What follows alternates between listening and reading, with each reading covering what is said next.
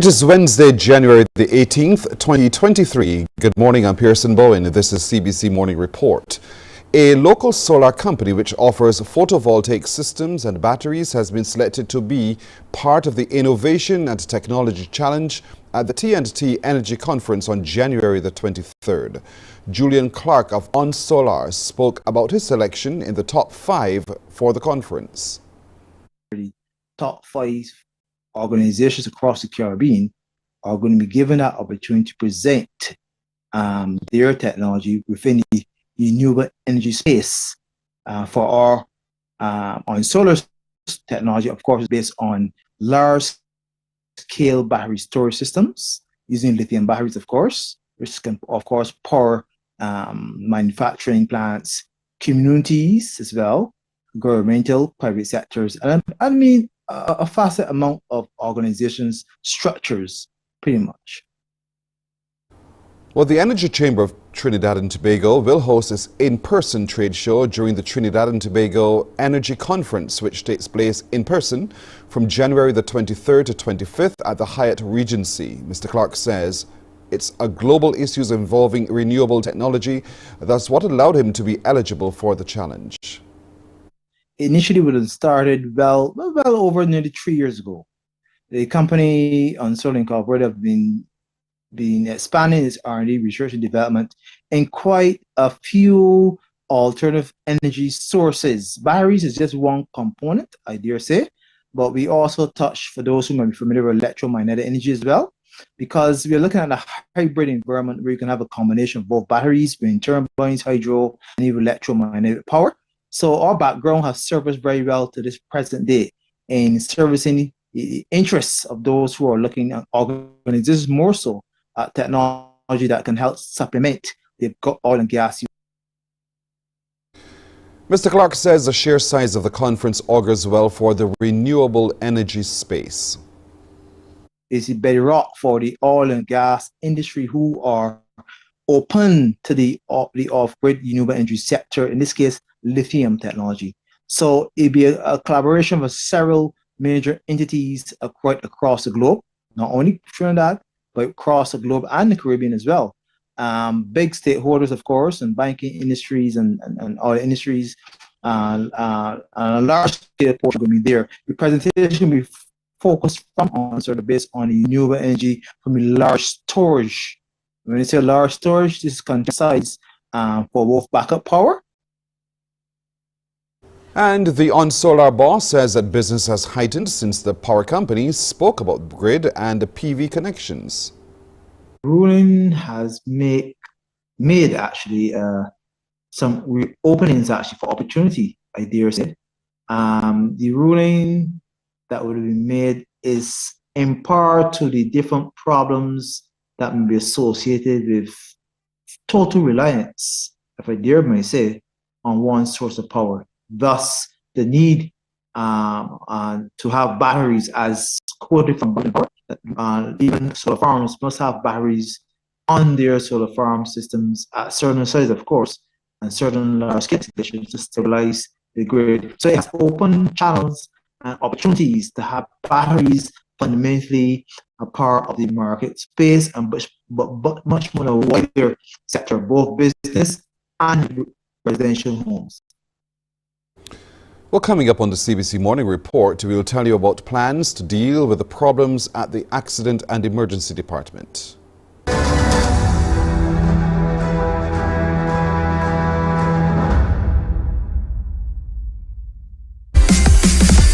While you go about your business, we go about our business, and that is gathering the news. Stay up to date at CBC News Barbados on Facebook, Instagram and Twitter.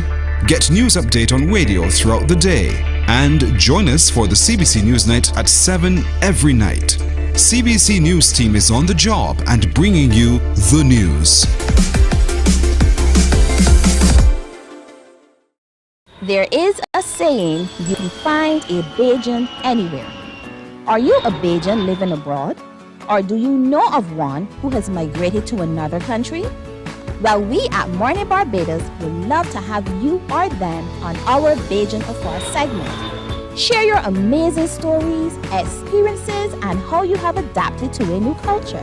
Send us an email to morninbarbados@cbc.vb, and together we will travel the world.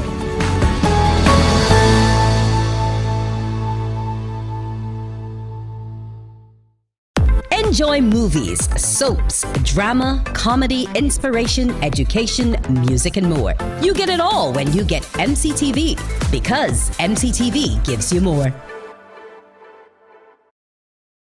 Some ask, what makes Barbados so special? We at Mornin Barbados say it's you, our exceptional youth. You are talented, resilient, and inspirational.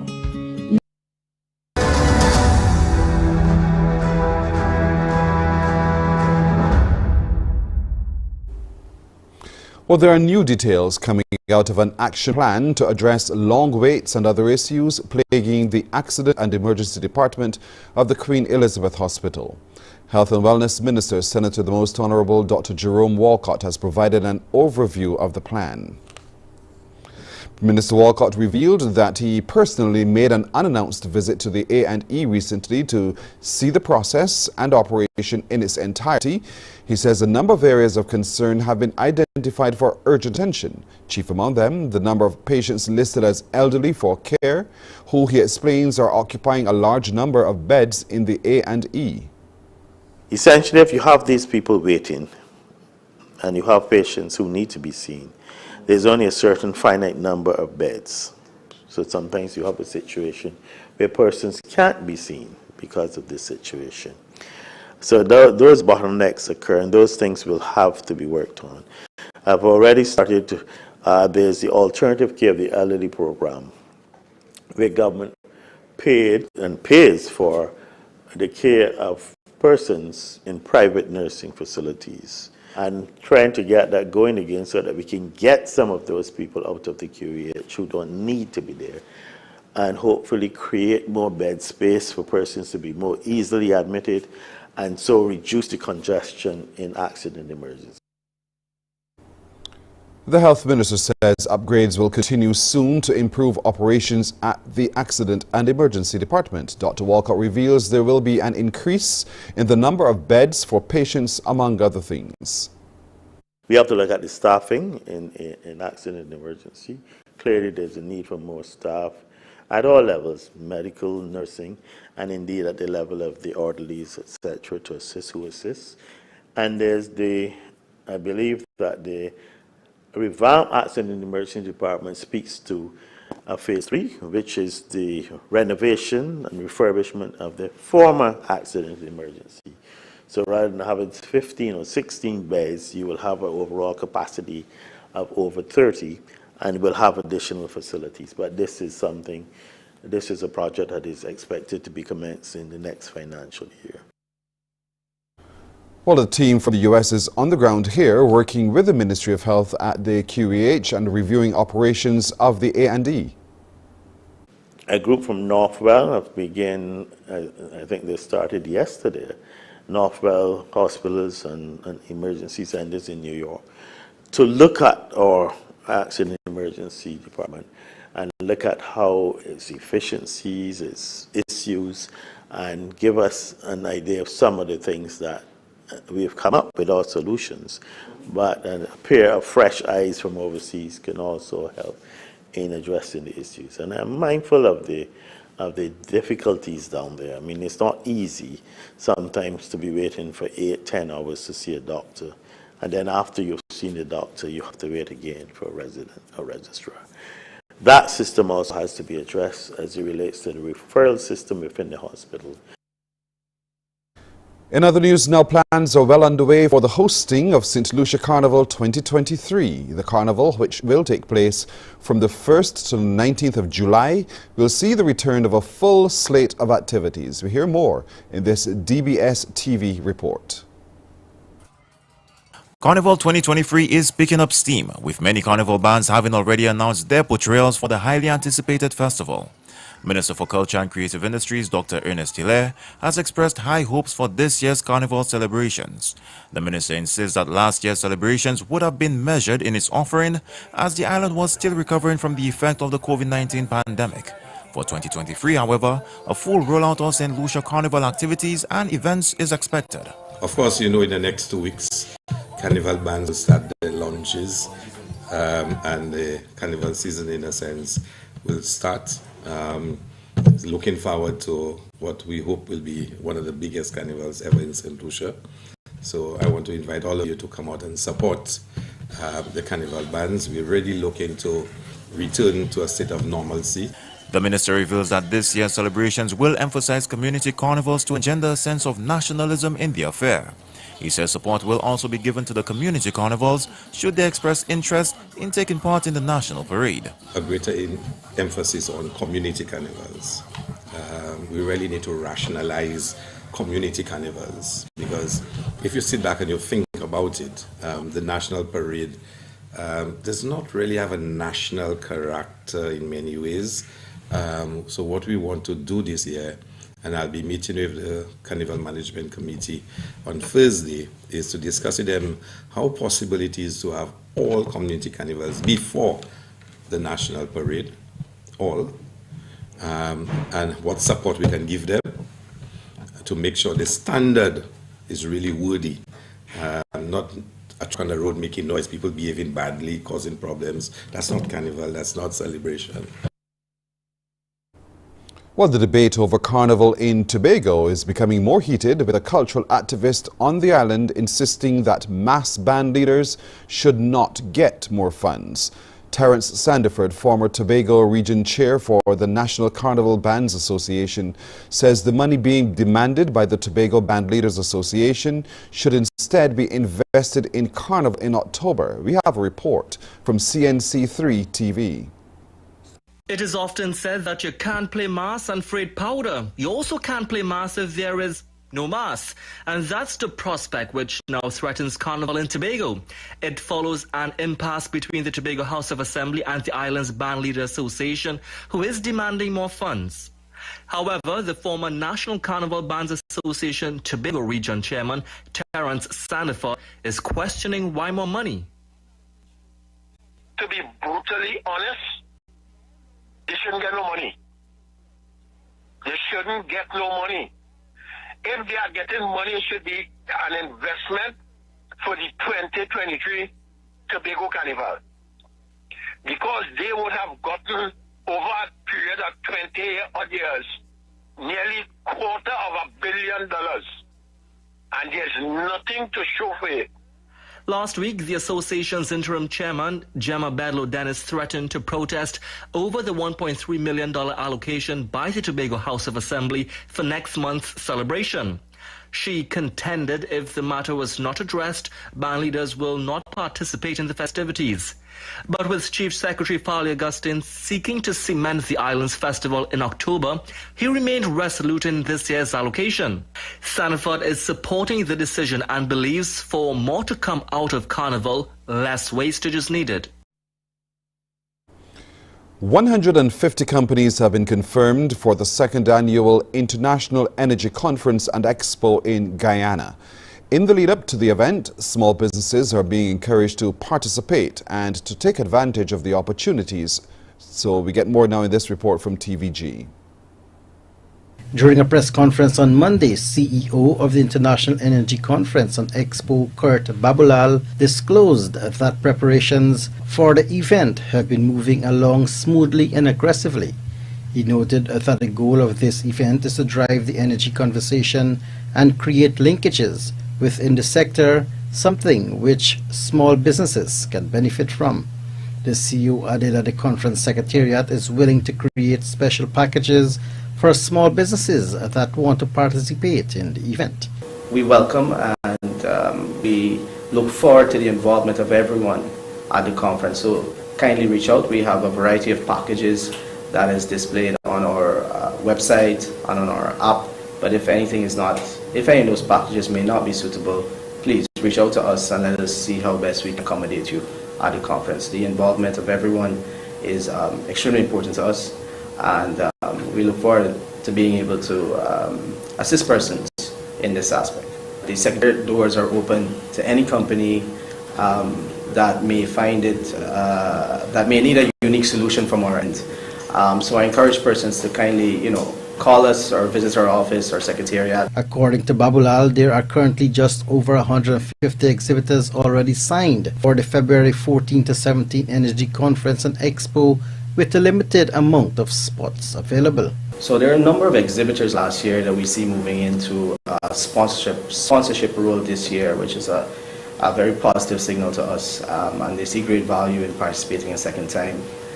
But not only participating a second time, but participating at a higher level. From a category, we have logistics, healthcare, a number of ministries within from the government. And of course, we have telecommunications and a number of companies within the energy sector who are looking to grow and see where the opportunities lie.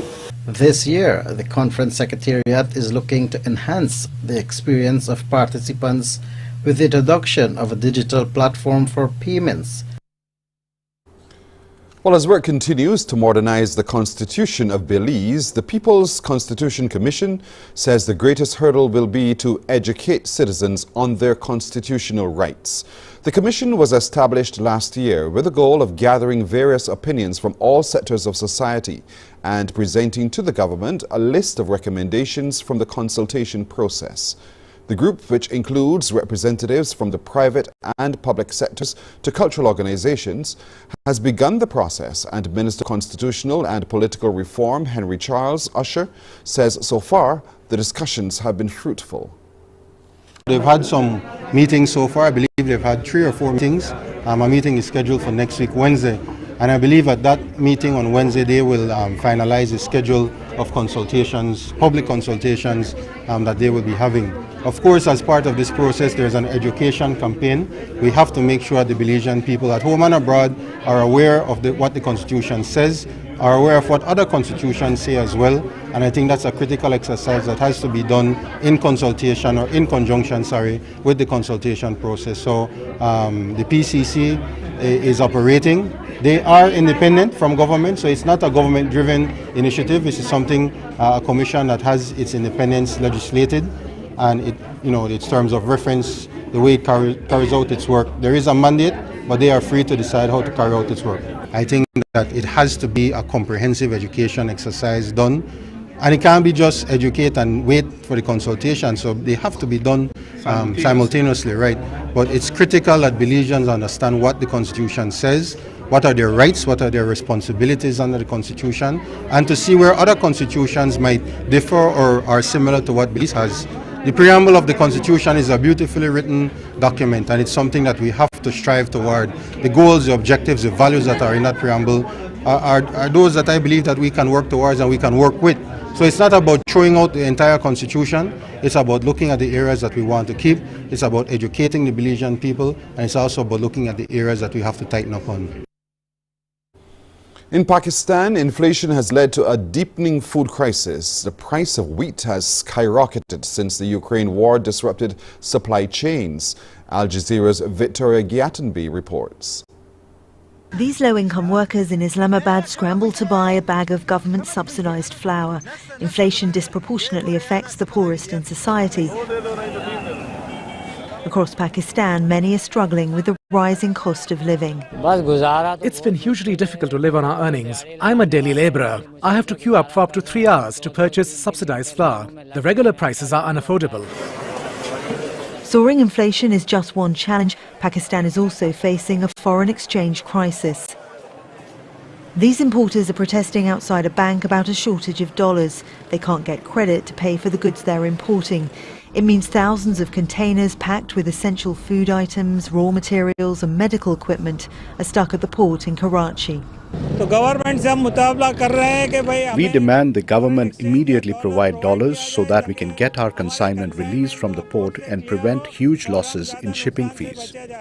Importers who've been in the business for 35 years say they've never seen it this bad. We have barely 25 days of stock left. If the dollars are not released immediately, there will be an immense shortage of grain during Ramadan, meaning further hardship. Pakistan is still recovering from last year's historic flooding. At its peak, more than one-third of the country was underwater, at least 1,700 people died, and damages are estimated at nearly $40 billion. Last week, the United Arab Emirates agreed to defer the repayment of a $2 billion loan and provide an extra $1 billion. But with the national debt running at nearly 90% of GDP, Pakistan is appealing for more help from the global community. Well, egg prices in the USA are way up. Anyone who's been grocery shopping lately can't help but notice how the price for a dozen of eggs has skyrocketed in the US. So, what's causing the price surge? CNN's Vanessa Yurtovich explains. In chilly Palmer, Alaska, the demand for chickens and their eggs is heating up. I was already sold out even before the egg shortage. I was selling everything I had. If you've been to the grocery store recently, you may have noticed fewer eggs and higher prices, up about 11% last month on average from November, up nearly 60% in the last year. $11.49 for a dozen eggs in New York, $10.99 in Hawaii. I think it's ridiculous for it to be that much. The highly pathogenic avian influenza, or avian flu, is largely to blame. Nearly 58 million birds and climbing have died across 47 states in the last year, a result of the deadly virus. Wild birds can carry the disease and spread it to domestic flocks when they migrate. One wild bird coming into their chicken run, and next thing you know, 10 birds, 20 birds, 30 birds, they're just dropping dead. Some states now recommending that all poultry be maintained indoors. Poultry and bird shows canceled, and biosecurity around chickens strictly enforced. The avian flu is serious. Egg Shop, with 2 cafes in New York City, is struggling with prices on their main ingredient. The fall migration of wild birds sent avian flu cases spiking again. We go through 7,000 to 9,000 eggs a week, so it's a significant amount of eggs. And in the last couple of weeks, they've jumped as high as 60%. How have you been able to absorb the high price increases of eggs? Unfortunately, we have raised all of our prices about 10% on our menu items. For some, the increased cost is too much. Baked After Dark Bakery in Nebraska will close its doors this weekend. I think about what our family can afford to pay for a cookie. I take that into consideration. We can't charge $5 a cookie. The ripple effect goes beyond restaurants and bakeries. Take a look around the grocery store.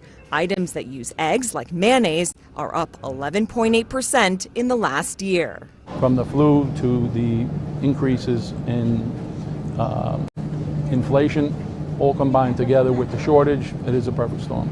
And I definitely have seen the prices shoot up recently.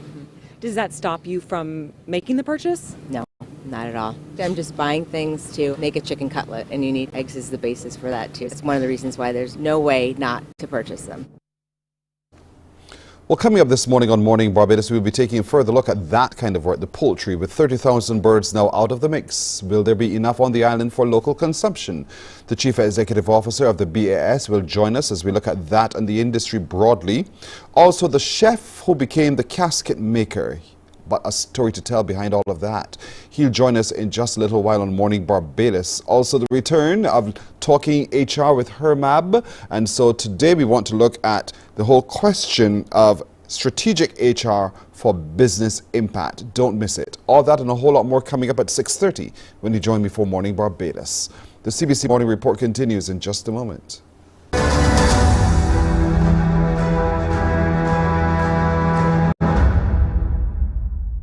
Some ask, what makes Barbados so special? We at Mornin Barbados say it's you, our exceptional youth. You are talented, resilient, and inspirational. You are the epitome of the Barbadian spirit, testing the boundaries of your creativity. If you are an entrepreneur, artist, baker, designer, author, or have done anything you think should be highlighted, email us at morninbarbados@cbc.bb.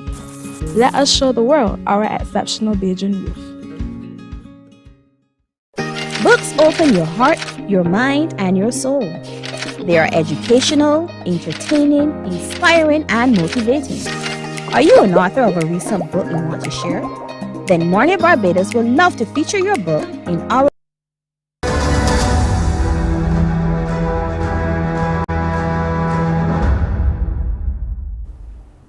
A section of the road in Sixments, St. Peter has been abandoned to free up land in the area, which will be used for further tourism development in the north of the island. That disclosure from Minister of Housing, Lands and Maintenance, Dwight Sutherland, as he led off debate on a resolution to vest parcels of state land at Sixments, St. Peter in the Barbados Tourism Investment Incorporated. Minister Sutherland says the project will prove beneficial to the economy. So we are shifting the present road that leads to Sixments, and we're going inland to create another road which is closer to the marina. And why we're doing that is to give BTII the opportunity to have the 5,264.4 square meters of land that I mentioned earlier for tourism development. This has the potential to create a significant number of employment opportunities. And it also has the potential to attract foreign direct investment. And it is our hope that BTII, and we know that BTII, will do justice to this piece of land, 5,264.4 square meters of land. Speaking in support of the resolution, the Minister of Labour, Social Security and the Third Economy, Colin Jordan, said any development that brings additional business and visitors to the Sixments area will be welcomed by residents. The St. Peter MP also said that Sixments has become a major community tourism hub in recent times.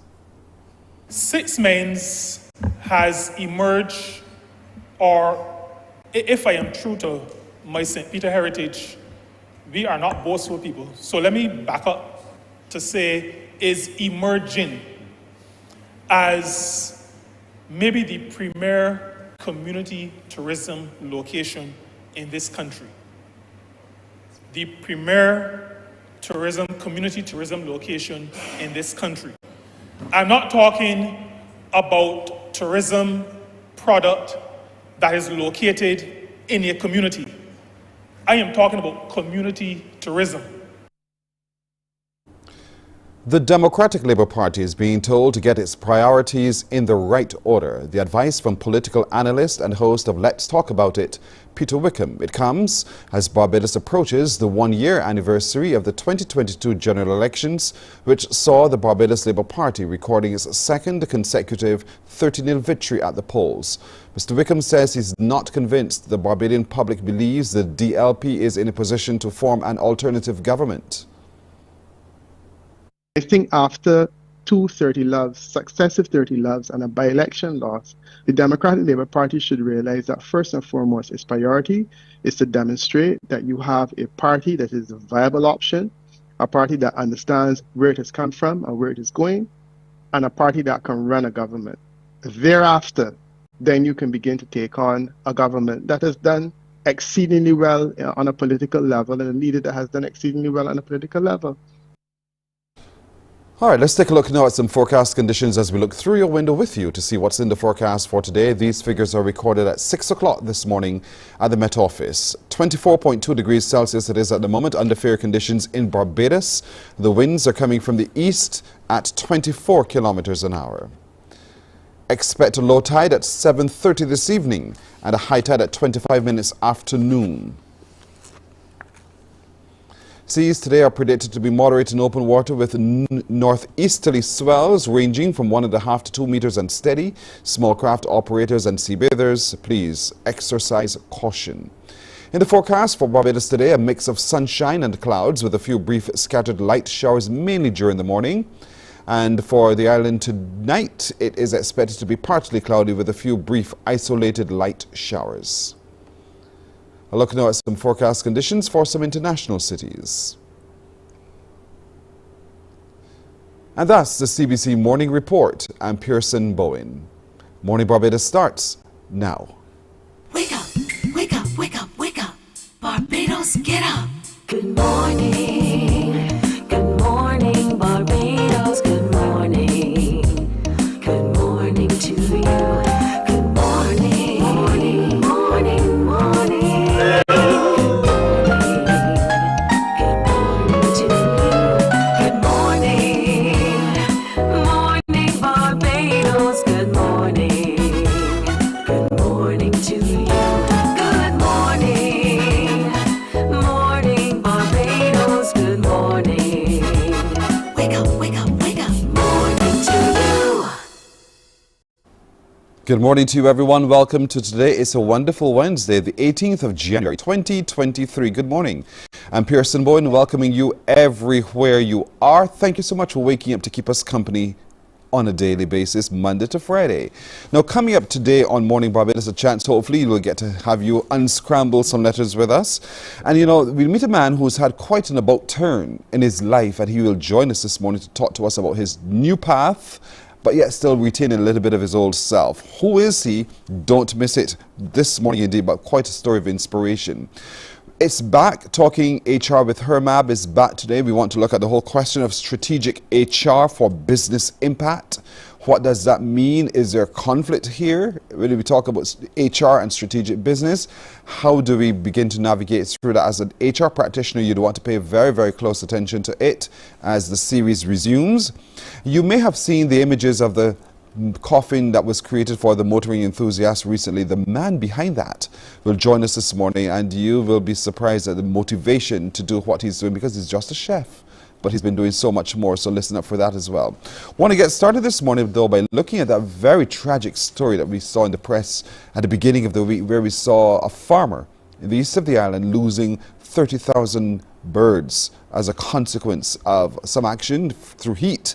And how does that impact our supply locally? Joining us to talk about this and the industry broadly is the Chief Executive Officer of the Barbados Agricultural Society, James Paul. Mr. Paul, good morning to you. Good morning. Thank you for agreeing to be with us this morning. I want to look at that story, though, of the 30,000 birds. Now, that's 30,000 out from the number for local consumption. Are we able to meet local demand? Yes, we will be able to meet local demand. I don't think consumers should worry that we'll have a problem. The industry in itself, we sort of do our numbers every month. And basically those persons who would have been committed to contract or to have birds killed during this period, I think that there will be some adjustments made, but I think that if there's anything, there's some fallback things that we can do in order to ensure that demand for poultry is what, is met. You have me curious as to what those fallback things might possibly be. So would you want to share what some of those are? Well, certainly in the past, where we thought that, there might be a shortage. What we would do is sort of apply or inform the government, and they would issue the necessary import licenses where necessary. But I don't believe at this point in time, again, it is necessary. The only thing, of course, is that, I was listening to the news earlier, and it was pointed out that, of course, you could see the prices having a big impact worldwide in terms of avian flu, and that would have some impact on the prices that you could actually source poultry at. But that is something, of course, that's an alternative that we could always look at. Given what we do know at the moment, and looking at the fragility of the industry to begin with, because with heat exhaustion alone as a consequence of non-payment of an electrical bill, it almost makes it seem as though it's an area of endeavor that can be so fraught with problems. What are you as an organization discussing among yourselves to almost proof it against anything like that happening again? On that occasion, the backup mechanisms that the farmer had in place just didn't work.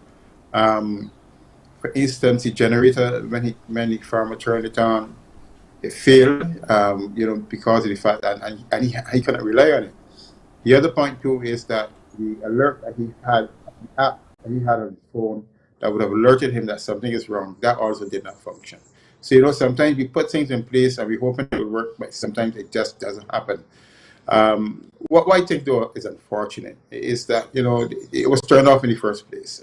I really think that something should have gotten into the point. I think I heard had an interview last night that said, look, this is a poultry operation, and it is not that poultry operation there has been there for some time. To say that you don't know, it says something about to the extent to which you know your customers and what you should do.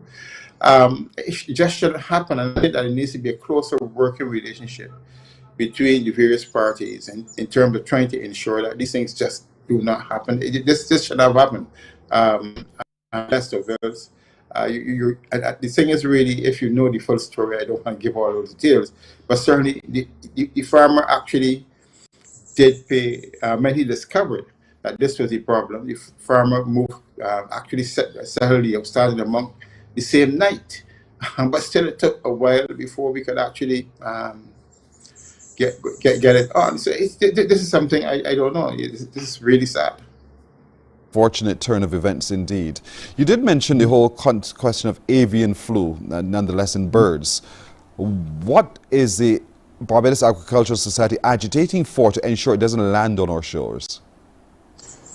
Well, first of all, this thing about, I know people, animal rights activists and stuff like that have certain pet peeves and all kind of stuff, restricting movement of birds. We cannot have commercial birds out at free range at this time or any other time really, because truthfully that is how it spreads. And remember that during this period we have the migratory birds that pass through Barbados. If you allow those migratory birds by any means to mix with our local chicken flocks, that is a danger, because the migratory birds that have been proven are the ones that are actually carrying the avian flu virus. So we are hearing in developed countries a lot this whole move to free range, keeping up chickens really out in the open. It is discovering out that is not the best practice and not the most healthy practice of chickens in the first place. So I think that one of the things is that we want to ensure that I'm protected housing. The other point we wish to make is that farmers should always check to make sure that birds do not have access. In other words, wild birds don't have access to the houses and mix with the local birds, because you don't know what they are bringing. So we're asking farmers to actually look at the structures to make sure that there's no access on the part of those wild birds to the birds that they're growing commercially. The other point too, I think that we need to pay attention to is the question of biosecurity. I know, for instance, sometimes schools would like to visit farms, but one of the things is, unfortunately, we cannot allow it in terms of the whole question of biosecurity measures. As a matter of fact, it's better to keep people away, and then even your employees, because sometimes people don't recognize. Sometimes we have employees on large commercial operations, and those employees sometimes are keeping birds at their homes or something like that, or they have a neighbor. They have to be very careful in terms of the extent to which they come into contact with other smaller operations that might not, of course, be taking the type of biosecurity measures that they should be taking. And then maybe a morning they go and they say hello or something like that, and every time they come to the commercial farm, which has a larger number of birds, and expose them to severe risk. So these are things that we are doing within the BPPA to try to make our farmers aware of the risk involved of what they need to do. We are also, of course, going to work with, and I think there's Mr. Kurt Douglas from the University of West Indies. Hopefully we'll be putting on a series of seminars going through this year, reminding farmers of the type of biosecurity measures that are required, and of course ensuring that they actually adhere to those biosecurity measures at the same time. I want to turn to this whole thing of the social compact that was put in place and will expire shortly, about how to keep prices down. What's the Agricultural Society's position on whether or not it will be a part of the compact going forward? Well, I wish to say that we had a meeting with local poultry farmers, and it is their determined view that the impact is not something that is within their interests. Really, the thing is really that, once you start to interfere with the free market policies, there are consequences, because the free market arranges a price between the buyer and the seller, at which somehow the compromise is made and both can survive. Unfortunately, the price that the smaller farmers which occupy about 40% of the market in Barbados, have had to cope with, does not allow them to make any return on what they're doing. So in other words, what we saw in the past has been that when farmers recognize that, look, this price is not working for me, they were actually dropping out. And they have determined at the meeting that they first of all, they're not able to participate in a prices compact. In that way, where you set a price that is not feasible for them. The other point I wish to make is this. I know the objective of the compact was to invoke some type of reasonableness in terms of price setting. In other words, the farmers have recognized that they have a social responsibility not to engage in price gouging, not to set prices that are ridiculous. And I think really, that if you look at it over the years, that has been the mantra of the farming community. I know that sometimes when you read Facebook messages and all kind of stuff, you have people who basically are ignorant of the procedures and who will accuse people of price gouging and all this kind of. That is just simply not true, because certainly the farmer would not set a price that to his neighbor that does not allow that neighbor to eat, and that is simply that. And I think that we need to stop the nonsense that sometimes that we see. We try to look under every rock for some evil or come up with some diabolical theory of what is happening. The thing is really that we farmers don't need a price at which they also can feed their families and be able to continue their operations. And the only way that we can accomplish it is through the free market process. Let the prices go where they need to go. And of course, that way too, we have the industry benefiting, because remember, the economic activity in Barbados is stimulated when, of course, you have a healthy agricultural sector. But when you have to what was happening, the situation where we saw orders that were made before not being taken up by farmers, it was a cause to worry. So, clearly, farmers sat down and discussed these things, and they felt that, they could not participate in the price compact that really actually favor the larger producers against the smaller producers. Weather is a factor that also impacts the ability to maintain one's farm. Let's look at it a bit now, because we've had lots of rain in recent time, but conditions will change soon nonetheless, and the heat will return. What concerns do farmers have about weather and your ability to have your crops be fruitful enough for market? Well, in terms of the weather, one of the things is that we can never have perfect weather. But for instance, even if we're talking, say, about crops, as you mentioned just now, you will want to ensure that if you do have rain, that first of all, it is not rain that is too much at one point in time. It gives the ground a chance to absorb it. We are seeing weather now, which is type of unusual, because even in terms of harvesting crops, you want perfect weather. For instance, our onion crops, I know some people are now putting in onions that normally, for instance, some of them were put in around, say, October, November, and hopefully, and some cases past, we've had January harvest of onions. We have not seen anything like that recently, because of the fact that the weather in itself, even though when you look at it in some parts of the country, will not have facilitated any harvesting of onions, because onions require at least some dry periods in order to mature and harvest properly. So, the weather is something that is integral in terms of the operations of farming enterprises, as far as ensuring that you don't have a situation where it is inimical to the crop that you have planted at the same time. And the stage, because, for instance, one of the other things that we must know is that when you drive around the country, you will know that still many areas are actually still having plenty of water. It just, to me, it has implications now even for the harvesting of the cane crop, because with the amount of rain that we are seeing, you don't have a chance for the fields to dry up properly, the sucrose content of the cane to actually come up to the levels that it needs to be. All of this, weather is an important ingredient. And that is why throughout the year, farmers have to make adjustments to their production plans in order to take into consideration the impact of the weather. And that does not only apply to crops, it also applies to livestock, because, for instance, we know this is the cooler time of the year in Barbados. And what we do know is that, for instance, our animals tend to perform better during the cool times because it's less heat stress and it's more comfortable. So you have now to adjust it when it gets into the warmer periods of the year. You normally then now have to adjust your operations and for instance the fans that you, especially the conventional pens that you don't want to put on, you have to put on because of the fact that if you don't put them on, you have a problem. So all of these things that we have to take into consideration, and sometimes in terms of the varieties, when it comes to crops or plants that you have, you need to get plants to tolerate heat a little more. So all of these issues that we have to face, and the farmer always constantly has to be monitoring the environment to see what is forthcoming or what is likely in order to be able to make sure that he does not at the same time put crops into the ground that will not grow, or in the case of animals that we have a situation coming about with adverse weather and it affects the productivity of the animals. Mr. Paul, we've got to leave it there, but thank you so much for agreeing to be with us for this wide-ranging discussion on a whole host of subject areas as well. But thank you, as always, for being ready to respond. Thank you so much.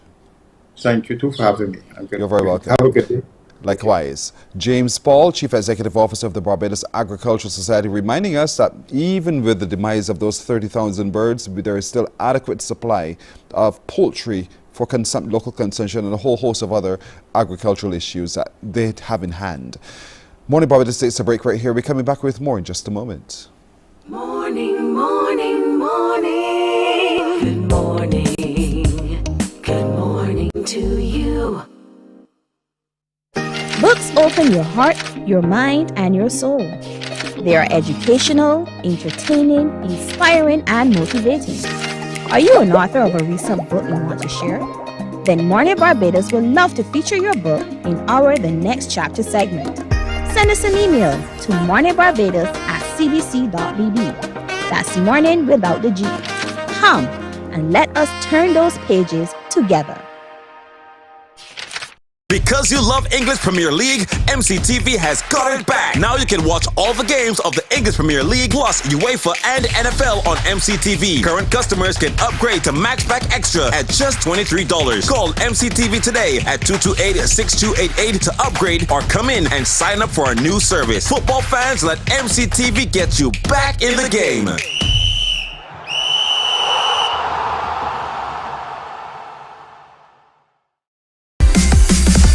While you go about your business, we go about our business, and that is gathering the news. Stay up to date at Morning, morning, morning. Good morning.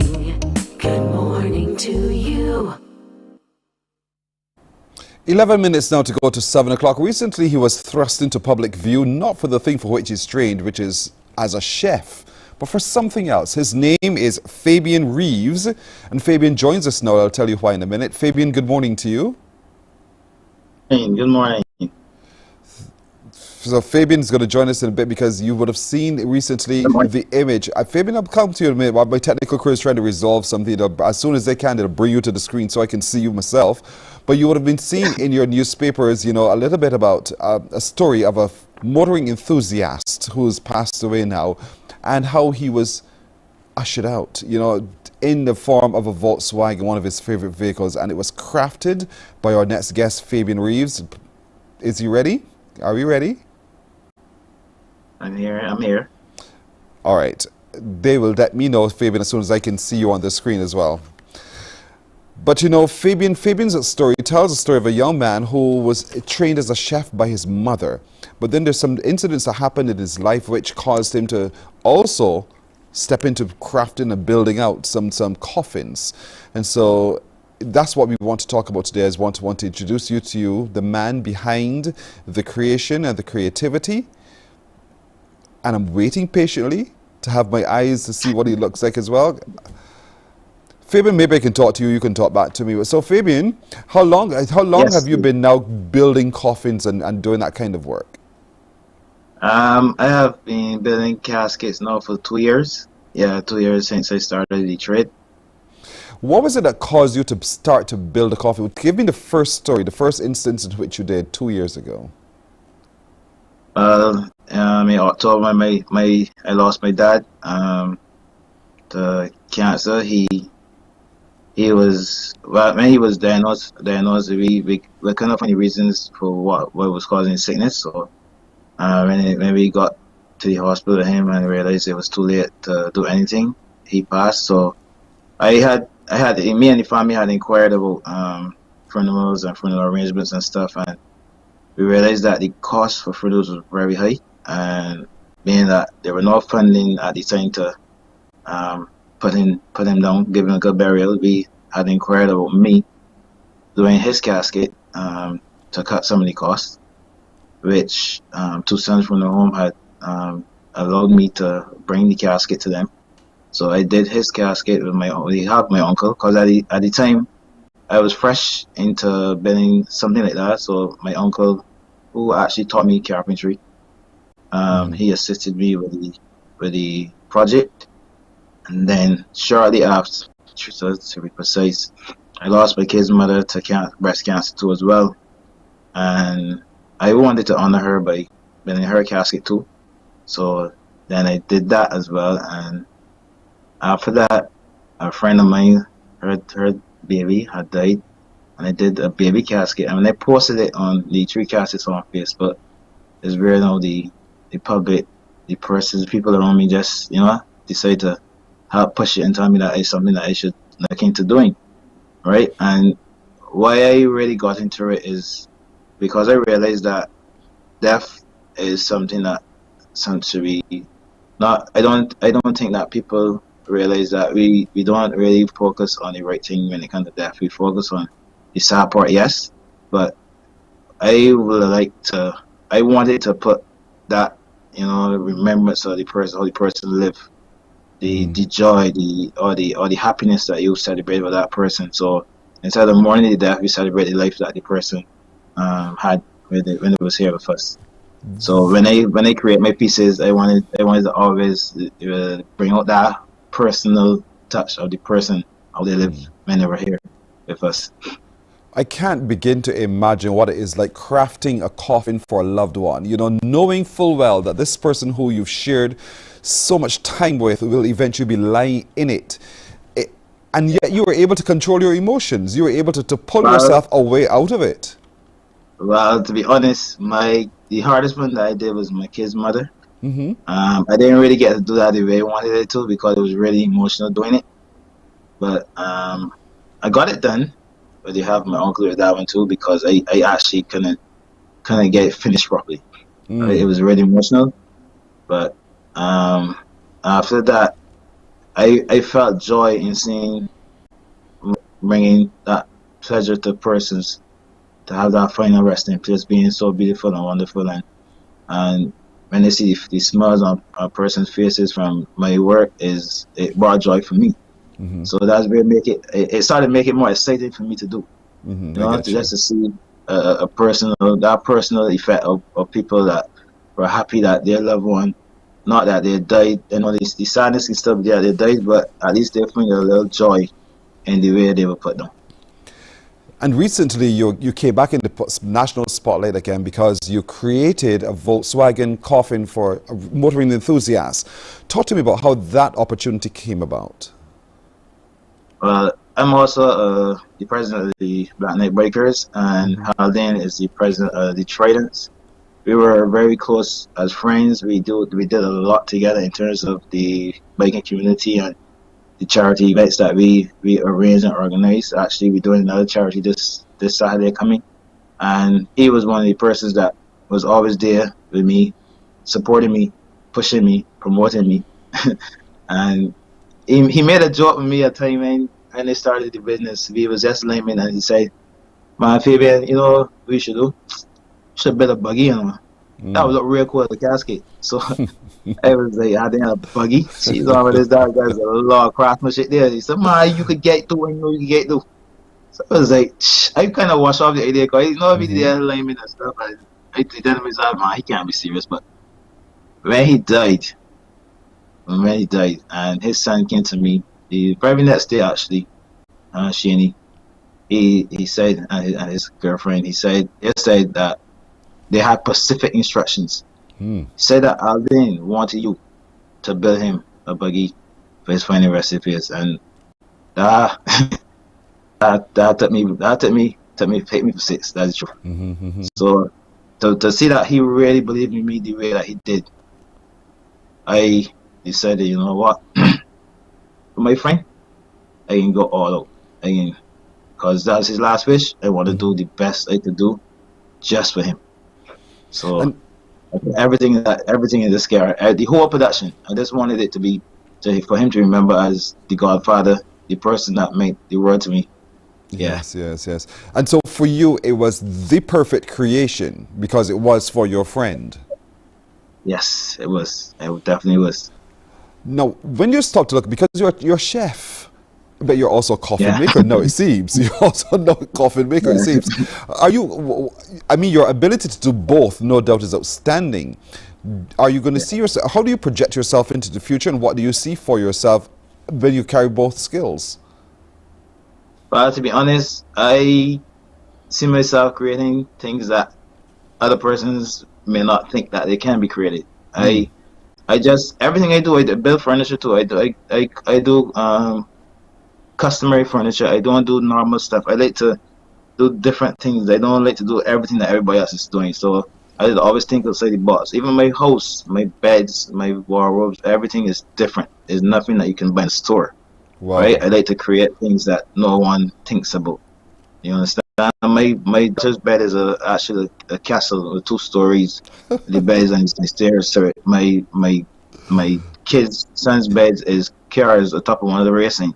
Right? My bed, me and the wife's bed, there's beds that float. A floating bed is like a carpet, magic carpet. Wow. So I do things differently. I just create things different, right? And that's what I love to do. I love to create things different from others.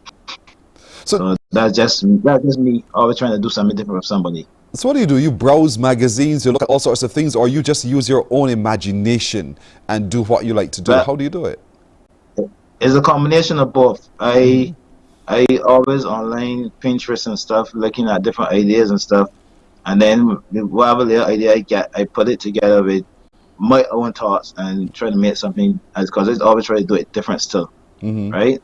And then to add to the business, my friend Jason Brown, he is another graphic artist just like myself, and when when I started business, he came on board with me, and we joined hands in terms of creating all different fancy designs and stuff. And he is one of the best graphic artists in Barbados. Let me just say that, put out there. His business is J1 Customs. We joined together as Fabulous Affordable Furnishing. But when me and Jason put our heads together and we started designing things, is be out of this world. I would not yeah. Fabulous Affordable Furnishings. Yes, Fabulous Affordable Furnishing. This is great, and and they're little known, but now very well known to lots of people in the media recently, and this is fantastic. And so your plan is to do more and more and more of that kind of special work, and it has to be customized, because you don't want to do run of the mill. You don't want to be seen in a showroom. It is customized based upon the customer's requirement. For anyone watching today who wants to have a piece of your work or work done by you, because we see our own mortality, but there are some other furniture pieces that you do as well. How can anyone contact you? Well, you can find on my page, Fabulous Affordable Furniture, which is FABU_LOUSAF on Instagram. I actually am now in the process of creating a website, and you can also find me, my number 8206028 or 2280939, and you can call or WhatsApp me on myself, and again, you could also find me on Instagram. We are so proud of you, Fabian. Honestly, you've done some amazing work that really caught our attention. It looks so real, but it looks so good. And so we want to thank you very, very much for the work you've been able to do, even in celebrating the lives of your loved ones and helping others to be able to celebrate their lives as well as they transition. I want to thank you so much for joining us this morning, and keep doing well what you're doing and continuing to create new ways of presenting familiar things. Thank you very much. Thank you so much. You're very welcome. You're very welcome. His name is Fabian Reeves. You've met him because he's really good, and we're happy to feature him here on Morning Barbados today. We'll take a break right here. We're coming back with the news in just a moment. Morning, morning, morning. Good morning. Good morning to you. While you go about your business, we go about our business, and that is gathering the news. Stay up to date at CBC News Barbados on Facebook, Instagram and Twitter. Get news update on radio throughout the day. And join us for the CBC News Night at 7 every night. CBC News team is on the job and bringing you the news. There is a saying, you can find a Bajan anywhere. Are you a Bajan living abroad? Or do you know of one who has migrated to another country? Well, we at Mornin Barbados love to have you or them on our Bajan Affairs segment. Share your amazing stories, experiences, and how you have adapted to a new culture.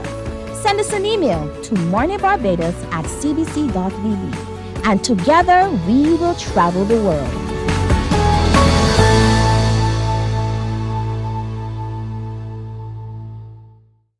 Enjoy movies, soaps, drama, comedy, inspiration, education, music, and more. You get it all when you get MCTV, because MCTV gives you more.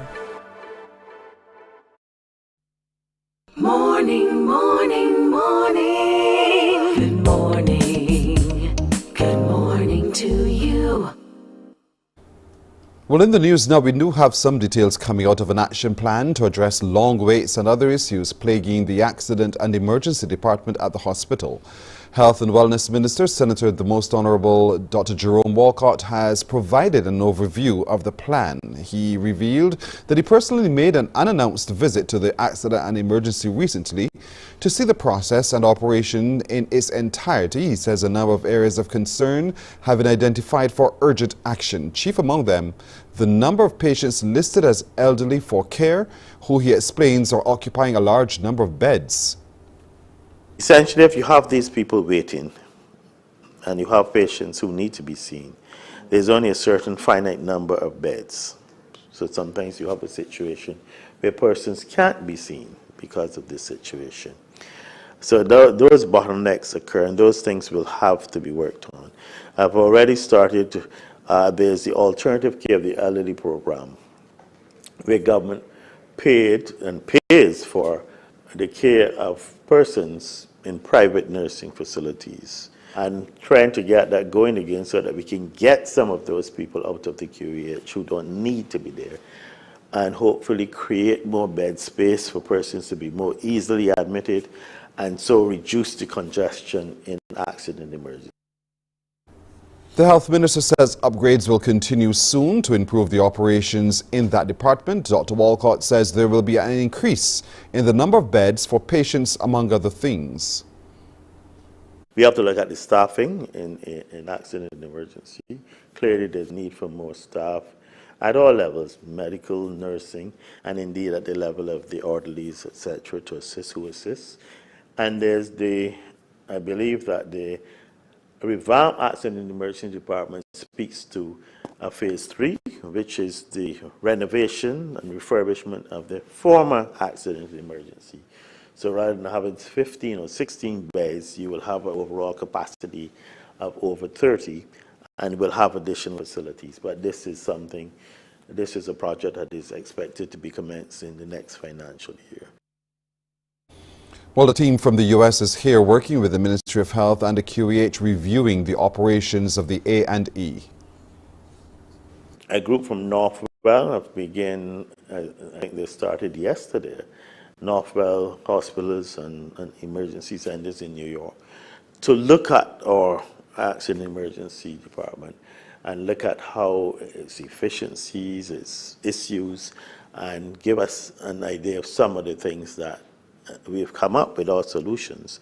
But a pair of fresh eyes from overseas can also help in addressing the issues. And I'm mindful of the difficulties down there. I mean, it's not easy sometimes to be waiting for 8-10 hours to see a doctor, and then after you've seen the doctor, you have to wait again for a resident or registrar. That system also has to be addressed as it relates to the referral system within the hospital.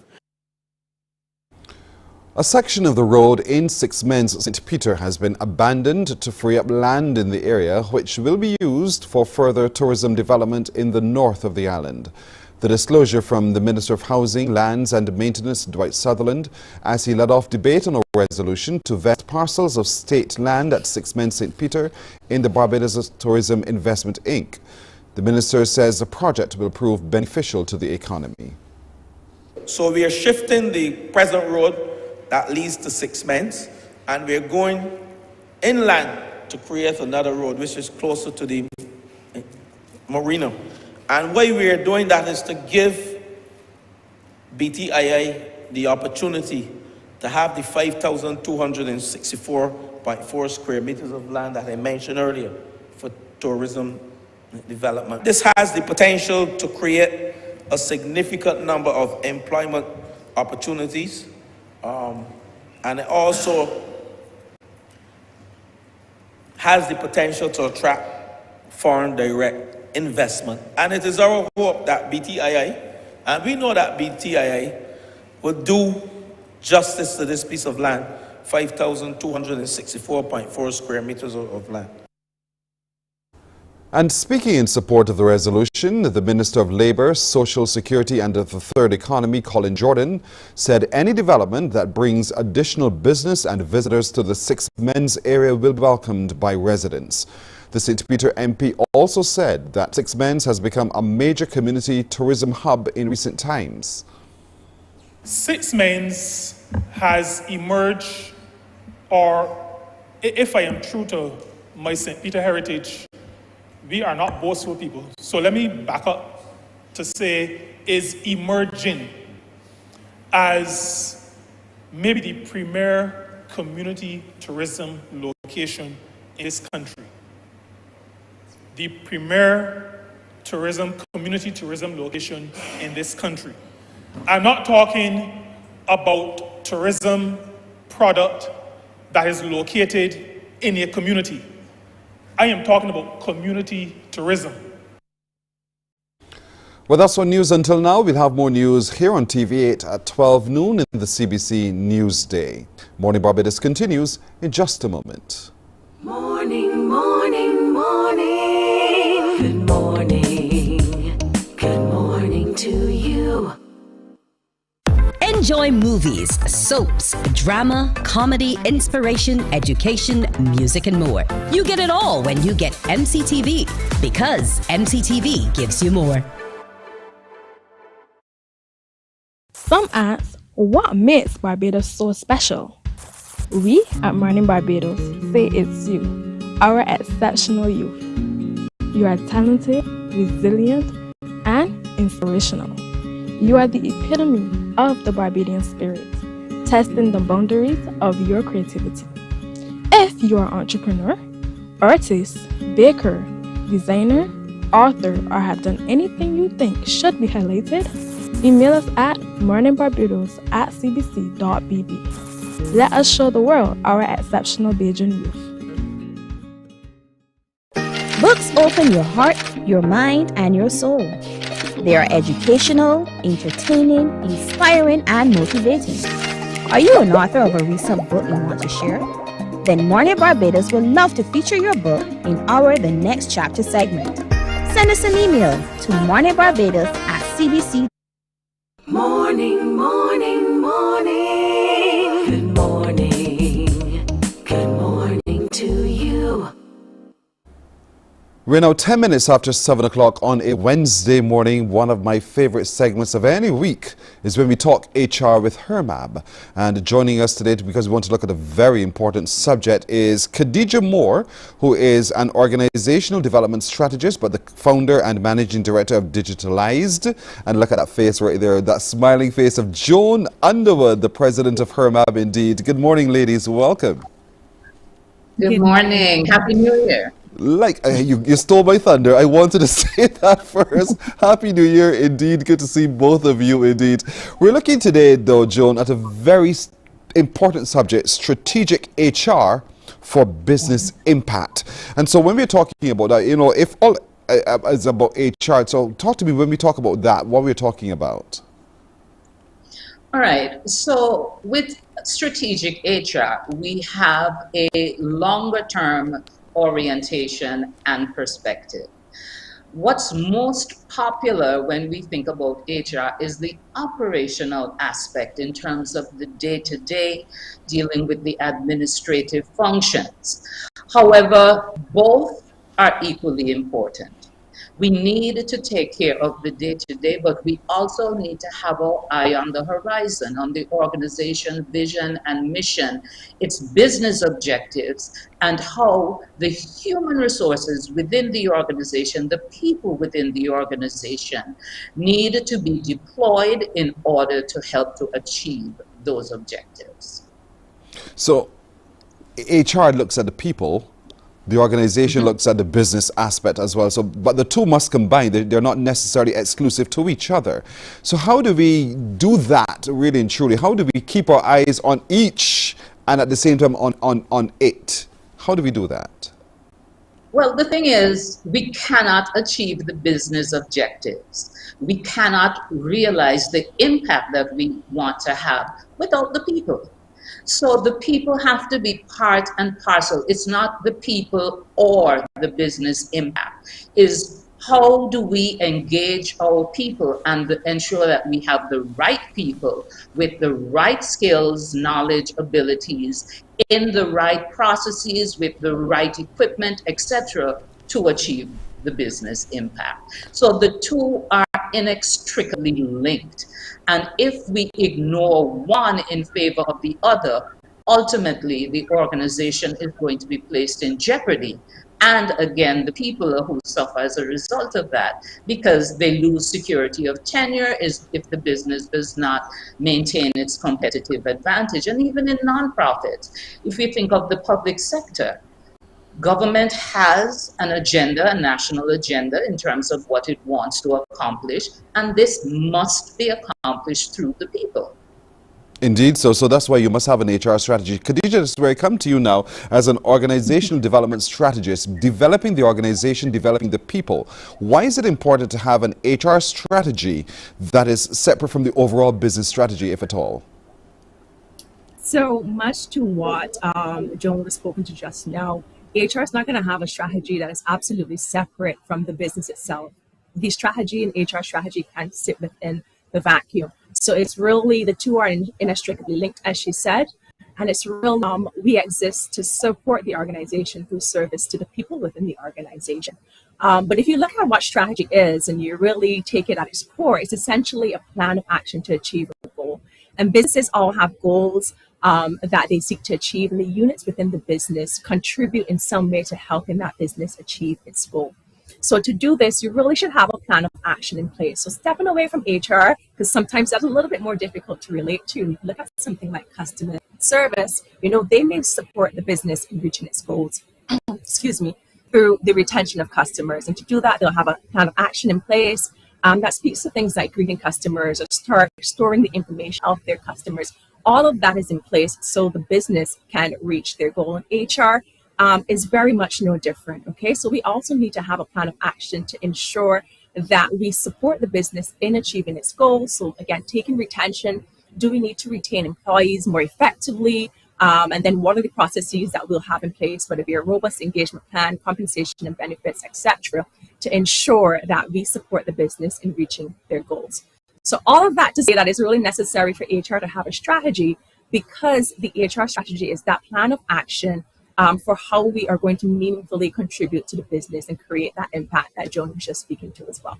I know a lot of HR practitioners they watch this segment in particular. This is really quite a very interesting segment. So give us some insight as to what are some of the important things, the elements that need to go into that HR strategy to be a very successful strategy.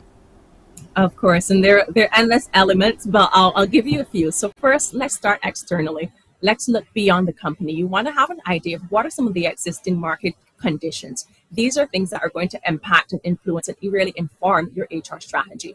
Looking within the company itself, you want to make sure you have a deep understanding of the business strategy. And you also want to ensure that you have executive support so that your HR strategy can indeed be successful. Then when you come internally to the HR department, you want to have an idea of what are your priorities are. And to determine your priorities, you may look at things like, do I want to get the biggest bang for my buck here? Or do I perhaps want to mitigate some risk that I'm seeing, whether it be internally or externally? And then two other things you want to consider is effective change management. And then last of all, but by no means least, you want to have some form of metrics in place. Because if you can't measure it, you can't manage it. And that is how you help to demonstrate that impact to the business. Right there, because it's very well to come to you, Joan. You know, oftentimes you've said HR needs to be in the C-suite. They need to be there as part of the decision making as well. So with the focus now on business impact, how can HR professionals adequately contribute? Because, you know, as Khadija would have said, the metrics. How important is it then that HR practitioners do have those metrics in place so that they can adequately present a plan that says, hold on, this is where we're failing, this is how we can succeed, this is where the curve is, and so forth? Mm-hmm. Well, HR needs to be able to speak the language of business. And language of business is data, it's finance, it's quantitatively being able to communicate with decision makers so that they can realize what impact variables are having on the performance of the business. And so, you know, based on what is traditionally taught in a course of study around HR, we do not necessarily come out from our formal training programs or academic programs with a sufficiently thorough understanding of proficiency in business and in speaking the language of business. And that's why, and this is breaking news now for you, Pearson, HERMAB is going to be on March 16th and 17th having a boot camp, and it's called the HERMAB Strategic Business Partner Boot Camp. Now, Pearson, when you hear the word boot camp, what comes to mind for you? Someone who's going to be barking at me to change my behavior, to whip me into action, so to speak, to get me right. Okay, so without the barking, we're defining boot camp as a really intensive, practical program of training and development. And Khadija, I would like to introduce you to her now in a new capacity, because Khadija is going to be a champion during our boot camp. And the pillar which she will be taking us through in a very practical way, so that by the time our participants come out of this boot camp experience, they're going to have a framework that they can begin to use immediately in her pillar. And it should come as no surprise that her pillar is aligning HR and business strategies. So that's just one of the pillars. We have 3 additional pillars, which we've already alluded to. One is mastering the numbers, and we're referring to finance and data analytics. I'm not going to announce the champion of that one yet, because we're having a formal media launch tomorrow morning, and then we will reveal the 3 other champions for the 3 other pillars. So 2 pillars so far, aligning HR and business strategies, mastering the numbers, finance and data analytics. Then, of course, we cannot talk about HR being a strategic business partner without talking about employment law. So we actually have a 2-phased approach to this pillar, because we're going to deal with our domestic legal and regulatory environment, and then we're going to look regionally and internationally. And then finally, change. 50 to 70% of change initiatives fail, according to the published data by McKinsey. And the primary reason why this happens is not because the change in terms of the project management or the technical specs were flawed, but because sufficient attention wasn't paid to the people side of change. And so our pillar champion for change management is going to be focusing on how you successfully lead the people through a change initiative. So that's coming up in March. The launch is tomorrow, and we have some really exciting news to share in terms of the partnerships that HR has forged to bring this to the Barbadian people. See, now I feel as if I should be an HR practitioner myself, because it sounds so exciting.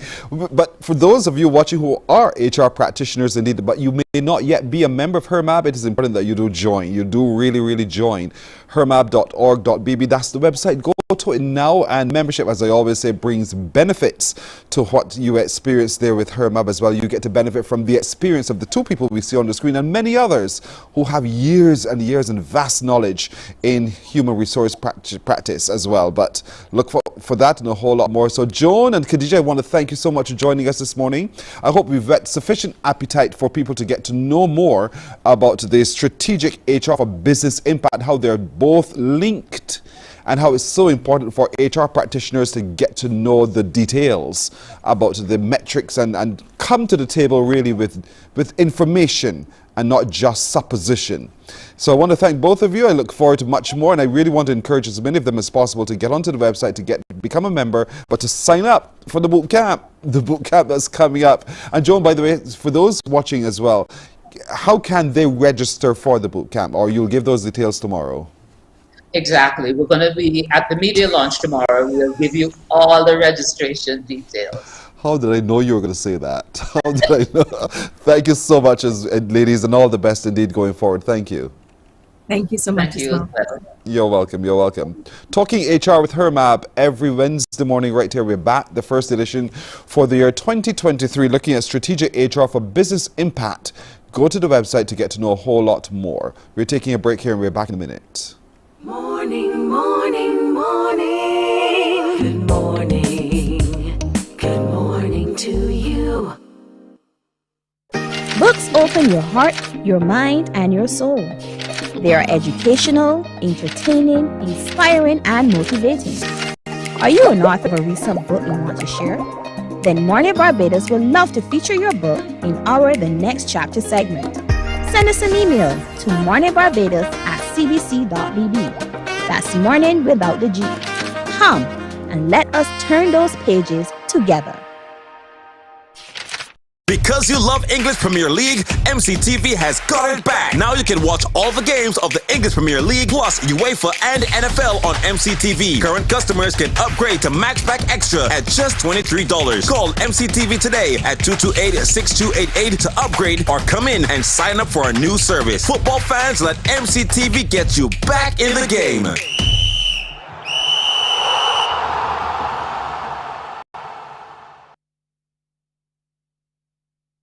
Morning, morning, morning. Good morning. Good morning to you.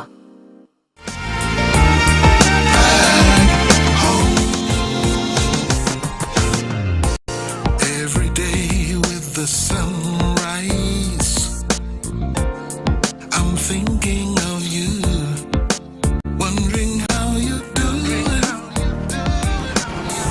and what you're going through.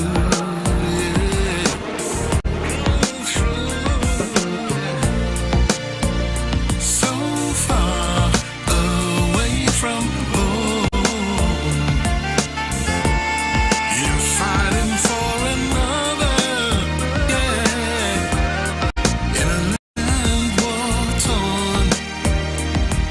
Ooh, yeah. I'm sending many prayers across the sea.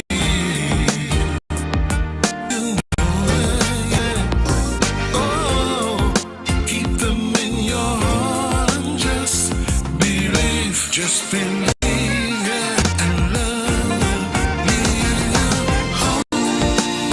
That's right. That's the voice, that's the presence of the singer, songwriter, author, producer, Hugh Alexander Jackman. He joins us now. Good morning to you, Hugh. Hey, good morning, Pearson. How you doing? Oh, I'm well. How do you do? Hey, I'm doing just fine, and I want to say big greetings to you and all the wonderful people of Barbados, the land of my parents' birth. And we thank you so much for the greeting indeed. And you know, for us, connecting with we call Barbadian, connecting with Barbadians anywhere at any time is what we do and what we love to do. But I've read your story, and I like your story, so to speak, because your story is one of a man who had his moment, and out of that moment, he's living himself right now. So talk to me a little bit about the moment you had that has led you to who you are today. I've had several moments, Pearson, to tell you the truth. I started out life in the UK as a business entrepreneur. I managed a show which was called the Beauty Event back in those days. And I achieved a level of success at a very young age. I was about 25, 26. I was running the biggest hair and beauty show in Europe. I was also involved in various music projects, which found me working with some great names and wonderful personalities. And just when I kind of reached a point where things were, I was heading towards the stars, as it were, I got sick. And through that sickness, I would say that was lifestyle choices. You make lifestyle choices that kind of led me in the wrong direction, and I got sick. And I had a massive change that took place in my life, if you like. I met the Lord and became then a servant of God and spent almost 20 years as a minister. Gave up all the business stuff and all the music stuff. I gave all that up and just served mankind, as it were. And then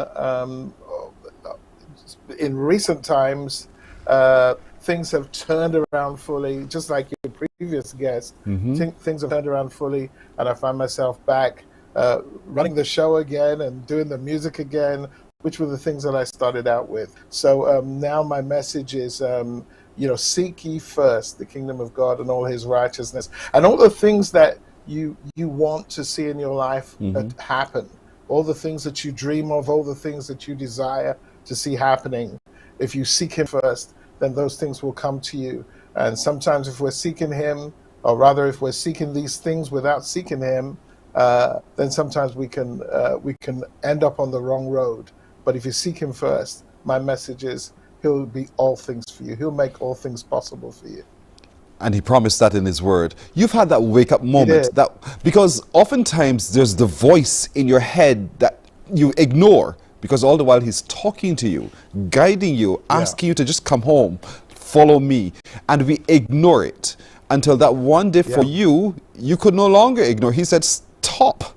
I'm stopping you because for some reason you just want to be stubborn, huh? And so I'm going to make the change in you. But that was one thing. You chose, however, to be obedient to that call. And that's the other thing that I think needs to resonate for a lot of people, because oftentimes we ignore the call, we ignore the answer, we ignore the advice, and we become disobedient.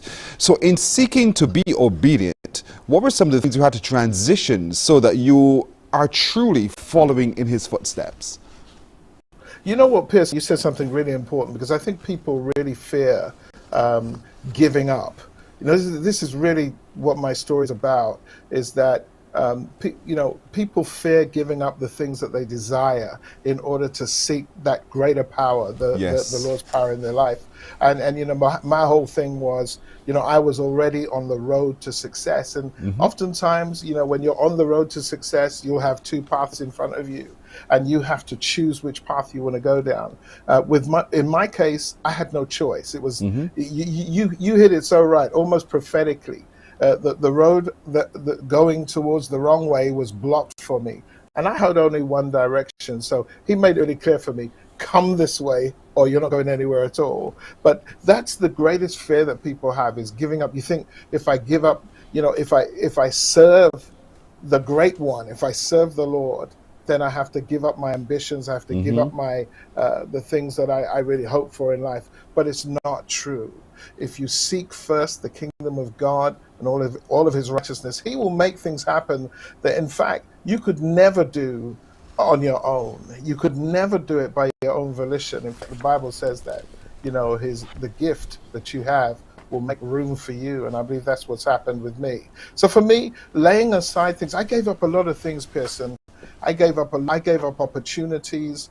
I had opportunities presented to me, but sometimes in life, opportunities are presented to you with a catch. There's a catch. You get an opportunity, but there's a catch with it, and that catch is going to take you in the wrong direction in life. And sometimes making that decision to not take that walk in the wrong direction is the hardest thing that you will ever do. But if you do it, Pearson, and you do it with the right motivation, you see that some great things will begin to happen for you, because the one who sees all, he's always watching over you. And he'll make sure that as we humble ourselves under his mighty hand, he'll open doors for you. So I've been very, very fortunate in that I've been like you, I've been a TV presenter for the last 18 years on major television networks in the UK on the Christian side. I've been able to do and create some wonderful things, and hopefully I'm coming to Barbados to continue that legacy. Yes. As I said, I'm a son of Barbadian soil. My parents were born right here, and I'm hoping to be here with you guys and continue that legacy here with you. Giving up brings with it fear of the unknown. Yeah. But it also can bring, because you've made a decision, I'm going to take the right road, it can itself bring all sorts of challenges as well, because the devil is equally powerful, and so he wants to withhold you from God's bounty. So talk to me a little bit about managing yourself and managing the challenges that do come, but also confident in the victory that is yours. Wow, man, Pearson, wow. Yes. What a question. You know, so I can tell I'm speaking to a man who understands something about my journey. Look, you know, I wouldn't change anything about the things that have happened to me in my life. I wouldn't change not a single thing.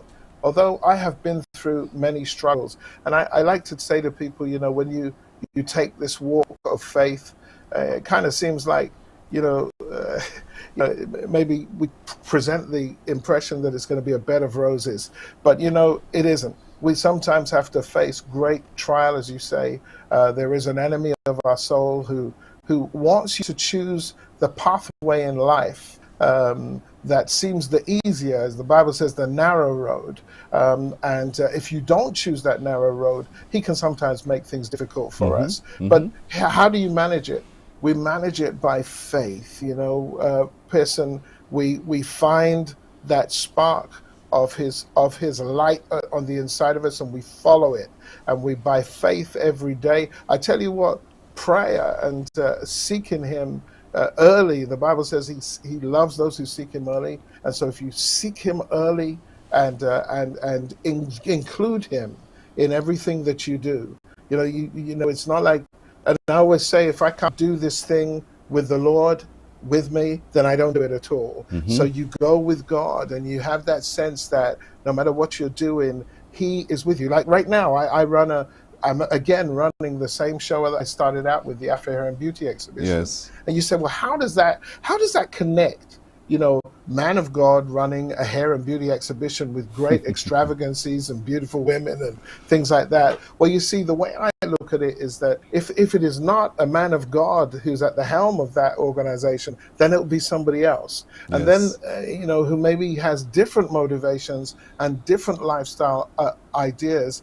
And then we're now influencing the youth with ideas that maybe will not add up to something that will help them and benefit them in life. So in a strange way, the Lord kind of, as we put our faith in him and as we put our trust in him, he basically, you know, and let me just say this, let me just say this to you, to those of you who are watching, you know, don't think that your pathway that you're going down, that you cannot take the Lord with you. You can take him with you. He's interested in the basics of your life. He's interested in helping you at every level. You know, we kind of put God to one side and say, oh, he doesn't, we have to leave him out. He won't come with me on that.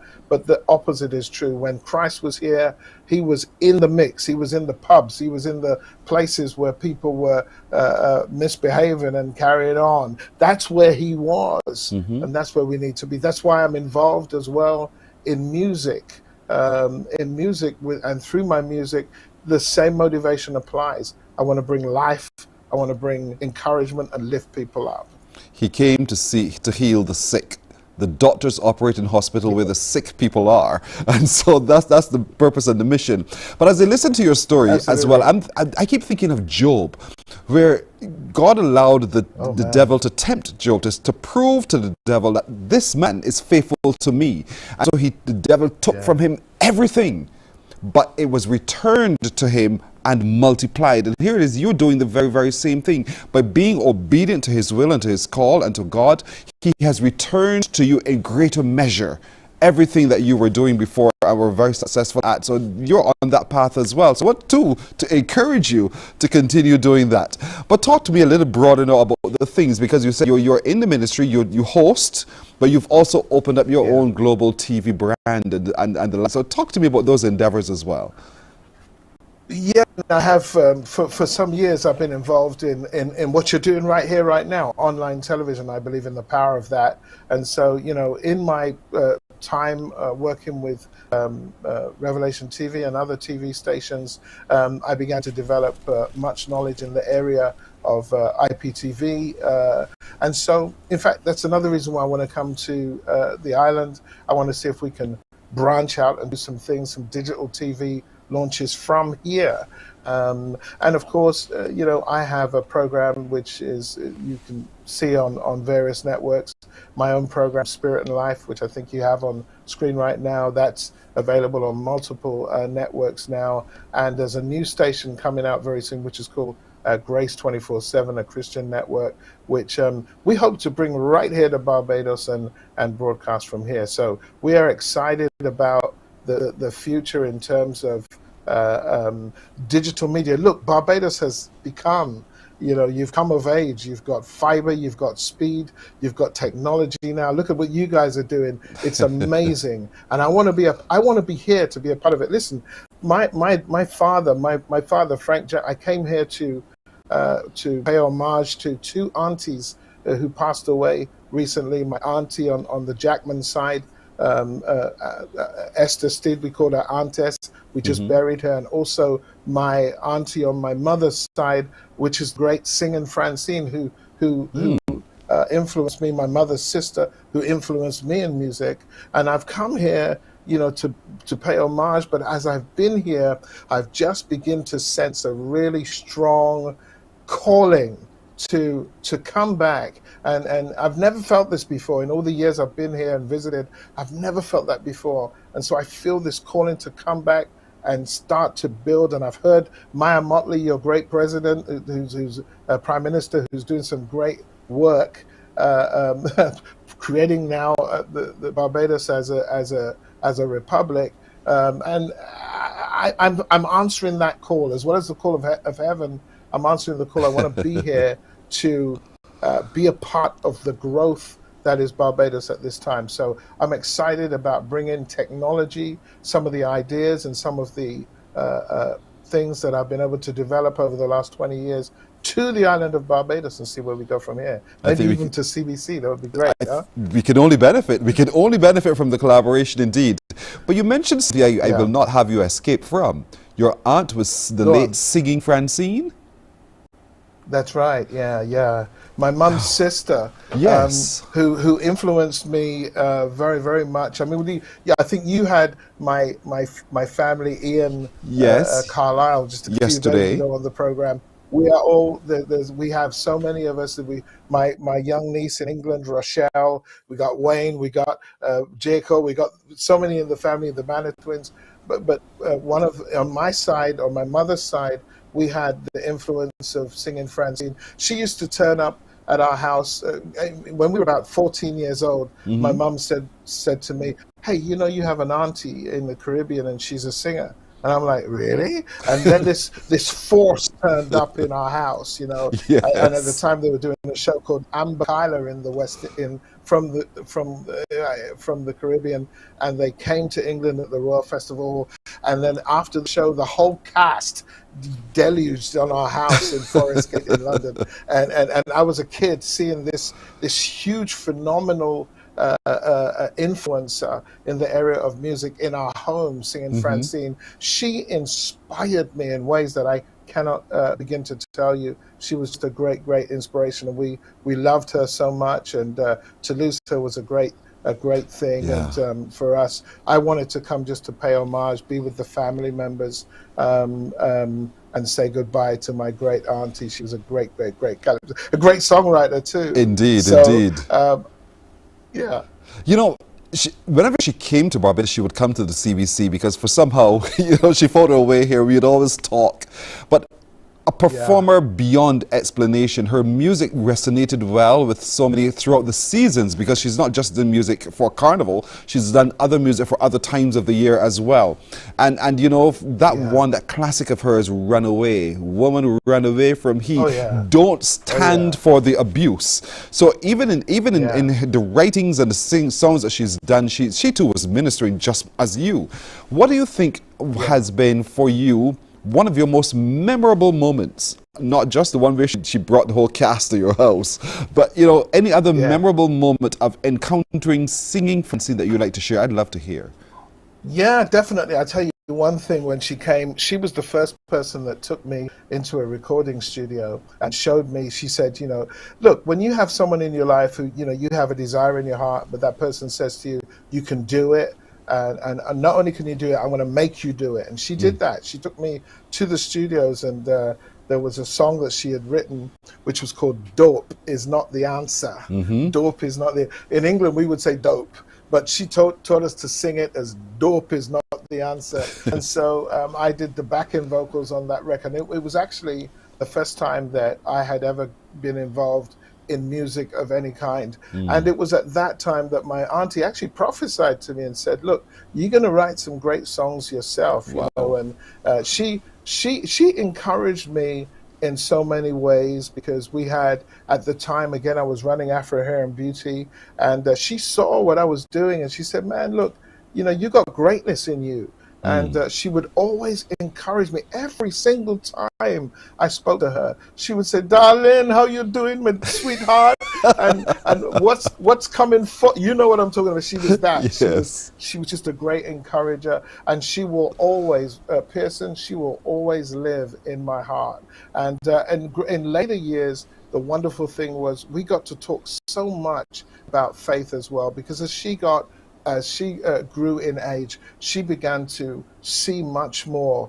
We began to see the same way. In fact, we hadn't spoken for a few years, and then one day I spoke to her, and her language had changed. And she was talking to me about Jesus and about the Lord. And I'm like, wow. So not only do I have my auntie, but now I have my auntie in faith also. Yes. And so we spent some wonderful, wonderful times. My heart was broken over Christmas in losing her, and then just a few days later losing the other auntie, which is Aunt S, who was one of my spiritual guides in life. So I came to Barbados sad, but I'm happy to be here, and I feel like it's a spiritual connectivity moment. Unfortunately, I won't be here for the send-off, which will be on, I believe, on the 5th of February. I have to go back to the UK and do some things, but at least I was able to connect with the family and just touch and pay homage through her daughter, who still lives here, and with the family. Just hug them and say, to you, I love you, and I'll always miss my auntie. That's a beautiful, beautiful tribute indeed. I want to get back to something else you've been talking about as well, because when you shared with us your story, and there are people today who define themselves by what they do and by what they have. And so oftentimes they're disobedient to what is true, to who they truly are and whose they truly are.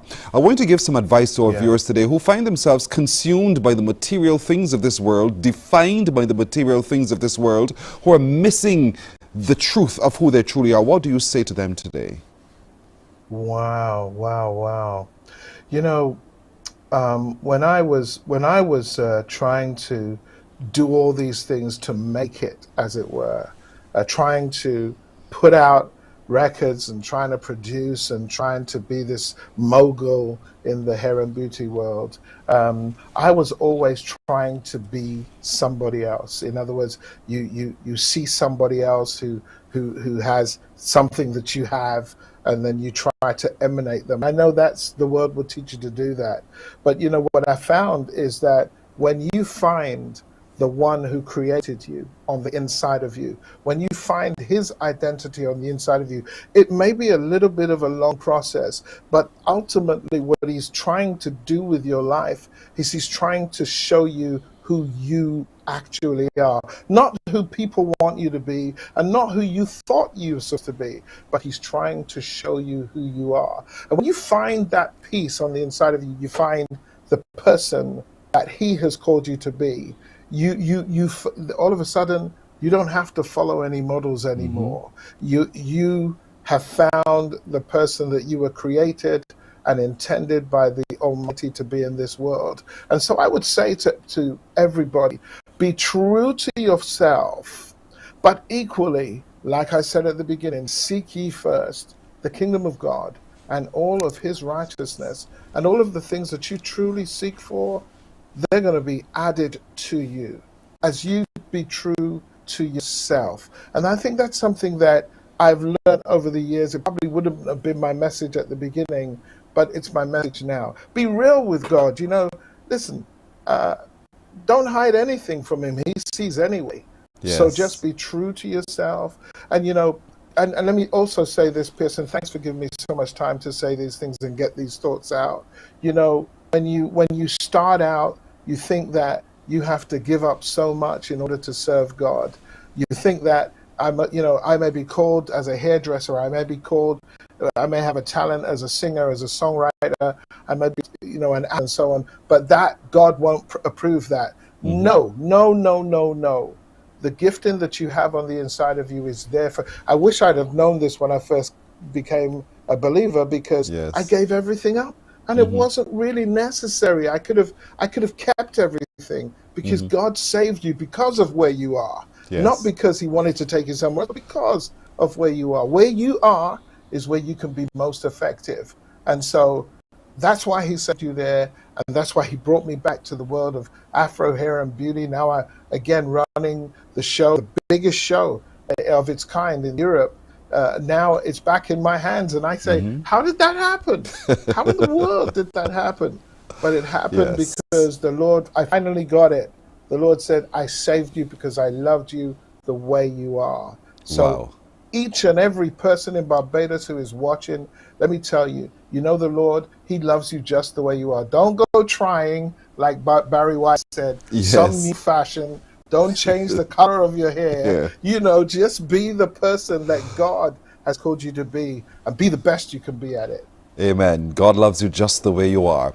Hugh Alexander Jackman, it has been profound talking to you today. Again, thank you so very much. God led you here. God will bring you back, no doubt. And things will happen as he plants his seeds all over this world. Thank you very much for joining us this morning. Thank you. Let me say, man, you are great at your job. I've enjoyed watching all the broadcasts this morning. You are a true professional. Thank you so much for all the work you do. I'm humbled. Thank you so much indeed. All right.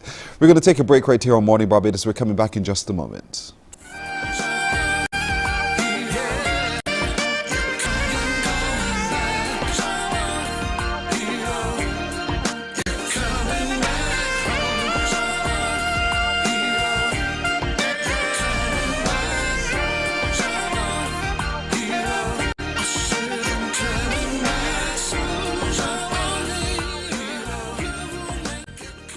Because you love English Premier League, MCTV has got it back. Now you can watch all the games of the English Premier League plus UEFA and NFL on MCTV. Current customers can upgrade to Max Pack Extra at just $23. Call MCTV today at 228-6288 to upgrade, or come in and sign up for our new service. Football fans, let MCTV get you back in the game.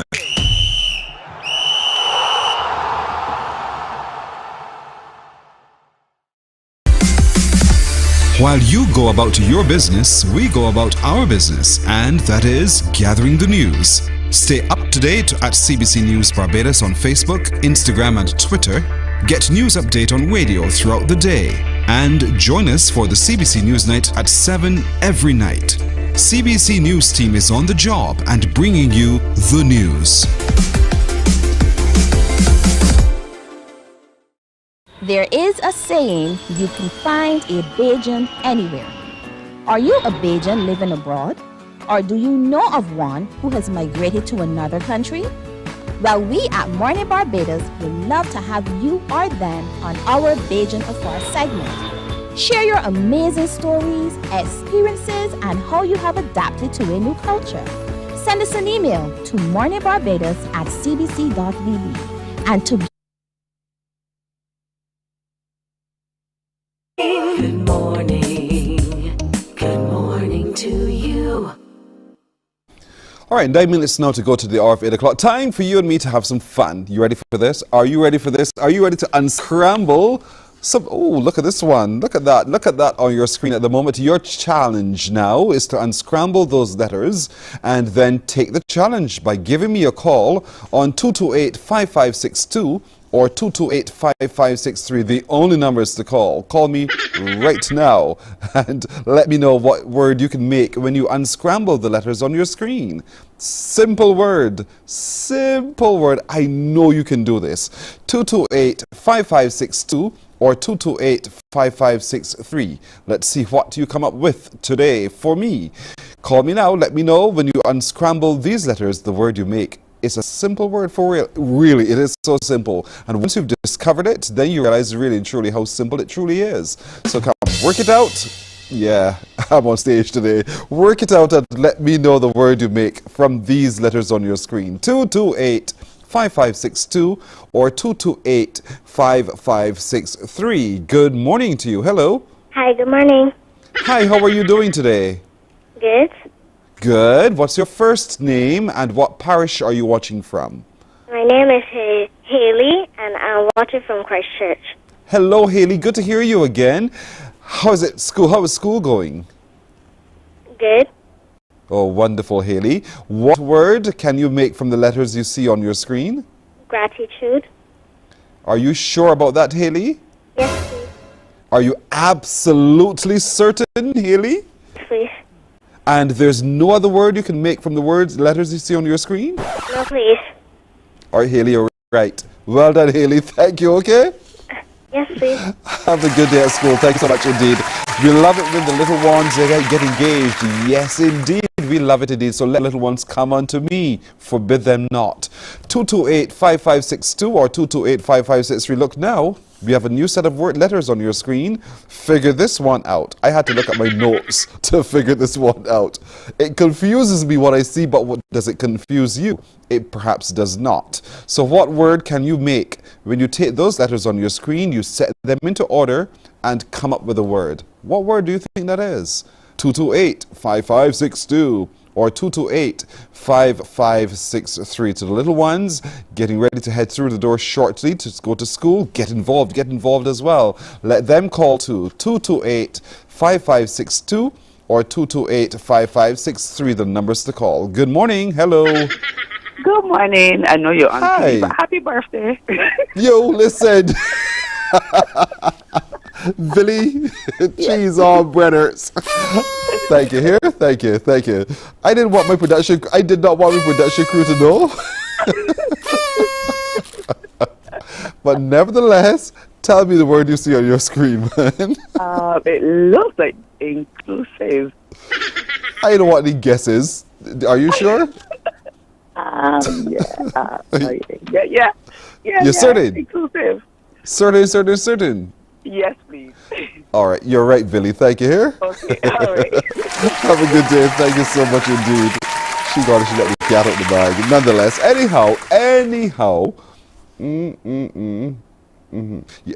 Yes. Figure this one out now. I just want to make sure we had all the letters there on the screen. 247. Right, so what word can we make using these letters on the screen? Because when I looked at it at a first glance, I could not figure out in my life what word this is. But you can. And it's not magazine. Tell you now, it's not magazine because that's the first word that popped up in my head at first. But what do you get? 228-5562 or 228-5563. What word do you think we can make by unscrambling these letters on your screen right now? Call me right now. 228-5562 or 228-5563. What word can you make? Perhaps it starts with the letter Z or maybe it does not. Good morning. Hello. Hello. Hi, how are you? Akil. Okay, you're Akil? No, Q from yesterday. Oh, yes, yes, No, yes. From the other day. Yes, I remember now. I remember. Yes, indeed. Are you ready for school? Yeah. Oh, good. So what word do you see on your screen? What word can you make? Amazing. Yes, that is truly amazing. You're absolutely right. Well done. By the way, what school do you go to?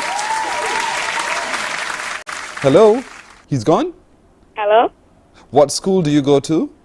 St. Christopher. Oh, St. Christopher. Just up the street from us here. Well done. Thank you so much. Have a good day at school, okay?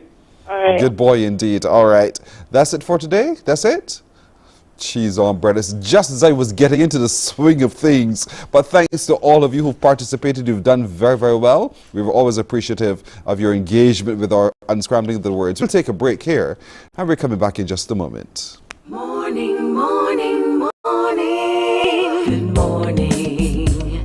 Good morning to you.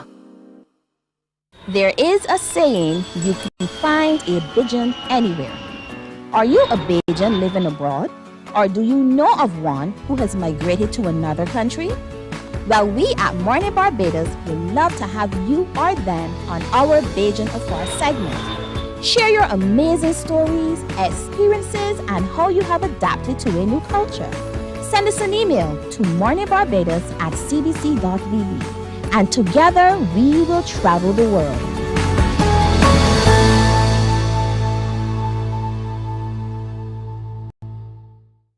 Enjoy movies, soaps, drama, comedy, inspiration, education, music, and more. You get it all when you get MCTV, because MCTV gives you more.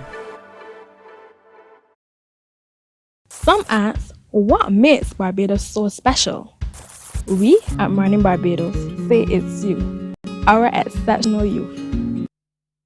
Morning, morning, morning. Good morning. Good morning to you. Well, you've been tremendous today as always. Tomorrow is a Thursday. Tomorrow we want to take a look at the Junior Road Tennis Tournament that is ongoing, I think it is, and we want to be able to talk a little bit more about those people who are part of it. They are doing wonderful things with our national sport. Tomorrow is Thursday. By the way, if you know any young people who are doing some wonderful things, help us tell their story. Do contact us by sending an email to morninbarbados@cbc.bb. That's MOR. It's right there on your screen. I don't have to spell it anymore. Take a look at your screen to see how it's spelt. And you send your email to us and let us know who they are so that we can share them with the rest of the world. We are Barbadian and we are just as good as anyone from anywhere else. And let's be able to do so humbly, but nonetheless celebrating the best of who we are. So they could be here on the island or they could be anywhere in the world. It doesn't matter. Wherever they are, we want to celebrate the young people of Barbados. Y'all hearing all that? You guys are here. I hope you guys are not hearing what they're doing. Happy birthday to you. Happy birthday to you. I get up and go home. I even get up and go home. Listen, thank you. Thank you so much, production crew. They are so naughty, aren't they? They tried their level best to try to figure this one out, but Nadia Foster, my producer, is such a detective. Such a detective. It was Sam. Who was it? Okay, Sam, you did well. You did well. Thank you very much to my crew indeed. Samuel Mason has been our technical director. Nadia Foster, my producer. Ruel Ford has been our assistant today. At Sound has been Doreen. At Sound has been Christopher. Taylor going home. Christopher Bledman. And at Master Control has been Doreen. Thank you all. Thank you, everybody. You guys are hearing that? A big noisy voice saying you get it all for your birthday, you're forgetting things. But to all of you, thank you so much indeed. Have a wonderful day. We look forward to seeing you tomorrow. They're a great team, aren't they? See you tomorrow. Bye-bye. Wake up, wake up, wake up. Barbados, get up. Good morning. Good morning, Barbados. Good morning. Good morning to you. Good morning, morning, morning, morning. Good morning to you. Good morning, morning, Barbados. Good